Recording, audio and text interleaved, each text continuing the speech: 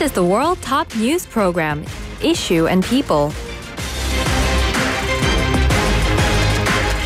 하루의 중심에서 뉴스의 중심을 제대로 잡아드립니다. YTN 라디오 낮 시사 프로그램 이슈 앤 피플, 저는 김우성입니다.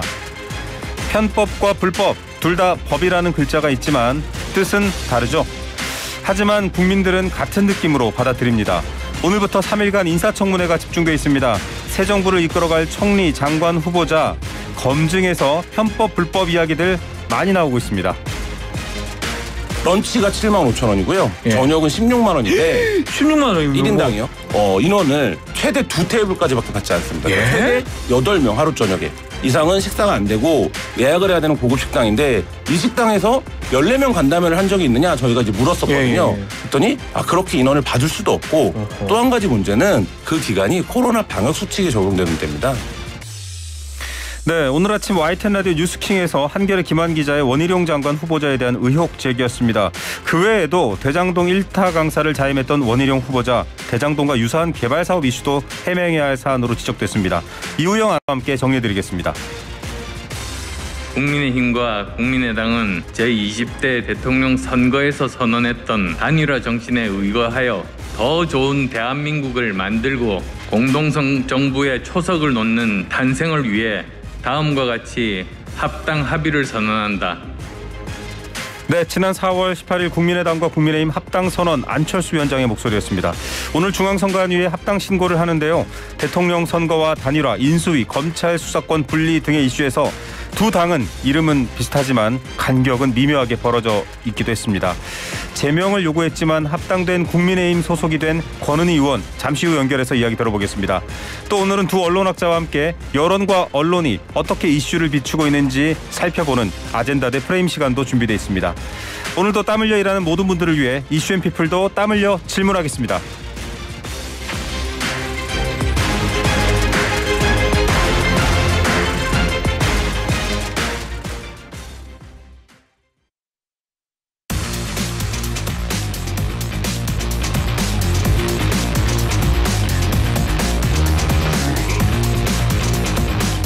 네, 원래 이 시간 오나라 시간이었죠. 오늘 나온 라디오 이슈와 피플이었는데 이번엔 저희가 좀 4가지가 있는 뉴스로 바꿨습니다. 정확히 말하면 4가지 아주 재미있는 이슈를 꼽아서 저희가 전달해 드리고요. 또 별로 이렇게 흔하게 쓰는 표현은 아니지만 여러분께 아주 예의 바르고 또 기분 좋게 뉴스를 전달해 드리겠다. 또 이우영 아나운서와 제가 약간 예의 바른 청년 네, 작년이잖아요. 네, 알겠습니다. 이우영 아나운서 나오셨습니다. 안녕하십니까? 안녕하십니까, 이우영입니다. 네, 오늘 좀 형식을 바꿔서 진행을 하고 있습니다.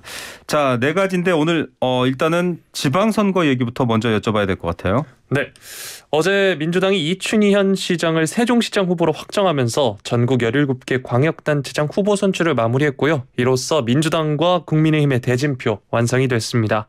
이번 지방선거의 승패 수도권에서 판가름이 날 것으로 전망되는데요. 네. 민주당은 서울, 경기, 인천 중 최소 2곳에서의 승리를, 국민의힘은 3곳 모두에서의 승리를 목표로 하고 있습니다. 네. 이 3곳은 민주당은 송영길 전 대표가 확정됐고요. 그렇죠. 오세훈 현 시장과 맞붙습니다. 경기에서는 김은혜 전 의원과 김동연 전 부총리, 인천에선 민주당 소속 박남춘 현 시장과 국민의힘 소속 유정복 전 시장의 리턴 매치가 성사됐습니다. 네, 사실 이 지역들의 결과는 향후 전국의 주도권을 바꿀 수 있는 아주 중요한 포인트가 됩니다. 대선 결과를 뒤집을지 혹은 그대로 굳히기를 들어가면서 더 강세를 이어갈지 많은 분들이 궁금해할 것 같습니다. 자, 수도권은 여기까지 되어 있는 상황인데 지금 영호남, 충청, 강원 이런 데도 격전지예요. 네, 특히 충청, 강원이 주요 격전지라고 하는데요. 충북에선 윤심과 문심이 맞붙습니다. 네. 민주당에선 문재인 정부에서 대통령 비서실장을 지낸 노영민 후보, 그리고 국민의힘에선 윤 당선인의 특별 고문을 맡았던 김영환 전 의원이 맞대결을 펼치고요. 네. 충남에선 민주당의 양승조 현 지사, 그리고 김태흠 전 의원이 맞붙습니다. 또 강원에선 민주당 이광재 전 의원이 12년 만에 강원도지사에 재도전을 하고요. 국민의힘에선 김진태 후보가 나설 예정입니다. 소수 정당들은 사실 좀 이름도 잘 등장하지 않네요. 네, 네. 물론 이제 열심히 활동하고 계신데요. 저희가 한번 또 기회가 되면 따로 소개를 한번 해드리면 좋을 것 같습니다. 국회의원 보궐선거도 꽤 많아요. 사실 출마하시는 분들 때문에도 생기는 거고요. 네, 총 7곳으로 확정이 됐는데요. 현역 국회의원들이 지방선거 출마를 위해 의원직을 사퇴해서 공석이 된 곳이 총 7곳입니다. 네. 빠르게 살펴드리면 인천 계양을, 경기 성남 분당갑, 대구 수성을, 강원 원주갑, 충남 보령 서천, 경남 창원 의창, 제주 제주을 이렇게 7곳입니다. 예, 뭐 지금 쭉 소개해드린 그 주요 후보들이 의원 신분을 버리고 출마를 하면서 생긴 곳입니다. 자, 대선 후보였던 이재명 전 경기도지사, 이재명 민주당 상임고문, 그리고 안철수 대통령직 인수위원장 등판 얘기가 계속 나오는데요. 네. 정말 이렇게 확실하게 증명을 한 곳은 없고 안철수 위원장은 분당 얘기가 나오고 있긴 합니다. 네. 이재명 상임고문은 인천 계양을, 그리고 안 위원장은 성남 분당갑 출마 가능성이 거론되고 있죠. 네. 특히 인천 계양을은 민주당의 강세가 있는 곳이고 성남 분당갑은 안랩에 본사가 있는 곳입니다. 그렇습니다. 두 사람 모두 아직 결정된 사안 없다, 전혀 생각해 본 적 없다고 하는 등 선을 긋고 있는 상황입니다. 예, 앞서도 말씀드렸지만 참 여러 가지 이 대선 이후에 갈등이나 새싸움이 이어지고 있는 국면이라고 보시면 될 것 같습니다. 자, 4가지 중에 이제 1가지를 했고요. 네. 2가지로 넘어가겠습니다. 네. 자, 두 번째 이슈도 역시 정치적으로 아주 민감한 상황인데 앞서 오프닝에 말씀드렸지만 내각 인사청문회 진행 중입니다. 한덕수 국무총리 후보자 인사청문회 오전에 했고 지금 또 준비하고 있을 거예요. 네, 지금 점심시간을 갖고 있고요. 네. 윤석열 정부 1기 내각 장관 후보자를 비롯한 네. 총 7명의 인사청문회 오늘 동시에 개최되고 있습니다. 한 총리 후보자의 경우 당초 지난 25일에서 26일 일정이 잡혀 있었는데 네. 당시 이제 민주당과 정의당이 자료 부실 제출을 비판하면서 이틀 내내 회의가 파행됐죠. 네. 결국 오늘과 내일까지 이틀간 진행될 예정입니다. 사실 한 국무총리 후보자의 경우에는 이미 노무현 정부 때 국무총리를 마지막으로 했기 때문에 무사 통과용이다. 네. 라는 평가가 있었는데 의외로 그렇지 않은 것 같아요. 맞습니다. 다수당인 민주당에서 반대 목소리가 최대한 나오지 않을 법한 인사를 하겠다라고 그렇죠. 한 걸로 보이는데요. 하지만 공직에서 물러난 이후 김앤장 고문을 지낸 이력 등 이해충돌 의혹, 재산 형성 과정, 부인의 그림 판매 등 그 다양한 데서 논란이 생기면서 이에 대한 집중 질의가 될 것으로 보입니다. 네, 자, 국민의 눈높이라는 단어가 굉장히 많이 등장하는데요. 이 부분도 역시 국민의 눈높이를 정치인들이 잘 아셨으면 좋겠습니다. 다른 장관 후보자들도 지금 뭐 특히 뒤에 다루겠습니다만 이 보건복지부 장관은 워낙 지금 논란의 중심에 서 있고 수사도 준비되고 있는 걸로 아는데 다른 장관 후보자들도 지금 여러 가지가 많이 나와요. 네, 추경호 후보자의 경우에는 경제정책 방향과 함께 2003년 론스타의 외환은행 인수매각 관련 논란, 네. 자녀의 공공기관 취업, 재산 증식 등에 대한 논란이 있고요. 네. 또 원희룡 후보자의 경우에는 이번 청문회에서 민주당이 새 정부의 부동산 정책 방향에 대한 질문을 하면서 제주지사 시절 제주 5등봉 개발 사업 특혜 논란, 그리고 제주집 셀프 용도 변경 등 공세가 예상되고 있습니다. 네, 본인의 집이 있는 곳에 토지가 용도 변경이 되면서 땅값이 많이 올랐다 이런 지금 의혹들이 제기되고 있습니다.